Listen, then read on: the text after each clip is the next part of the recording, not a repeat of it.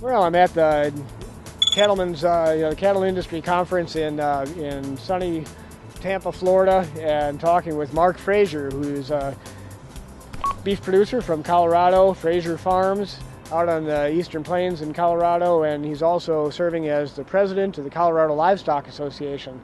So Mark, I wonder if you could first give us some background on your operation, and we'll talk a little bit about CLA. Absolutely. It's our operation is a family ranching operation, third generation, and I operate with two brothers.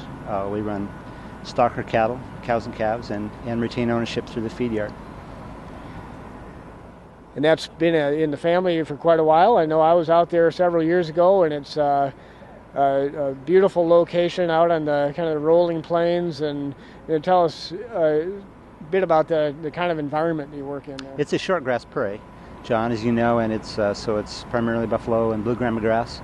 Our grazing is largely seasonal. We stock up in the through the growing months, May through September. We hope for growth. The last year or two have been kind of challenging for us. Last year especially was quite dry. We had to adjust our numbers and to destock a little earlier than we had planned. But those are the risks you take when you're dealing with nature. And as president of the Colorado Livestock Association, what are some of the key issues that you're working on that are of interest to the producers in Colorado, and maybe how does some of that tie in with what's going to be happening here at the national convention? Okay.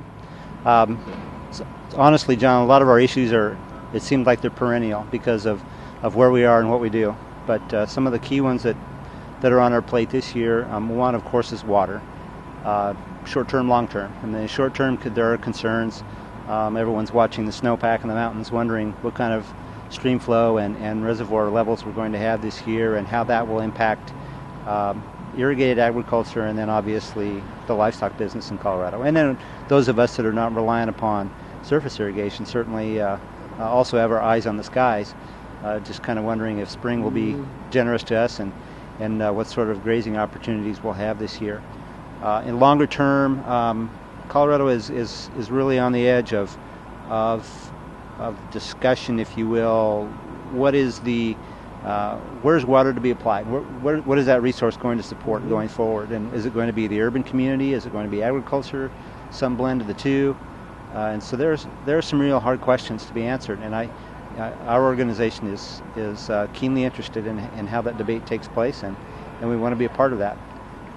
In addition to that, immigration, I think, is key on the minds of many of our members, and Senator Bennett, as well as other federal legislators, have been at the forefront of dealing with immigration legislation. That's going to be already is a big topic, of course, in Washington, and it's already been one in Colorado. And then lastly, I think animal care issues are going to become of greater concern. And already we're seeing in our state legislature an effort by the Humane Society of the United States to initiate legislation dealing with tail docking in dairy herds.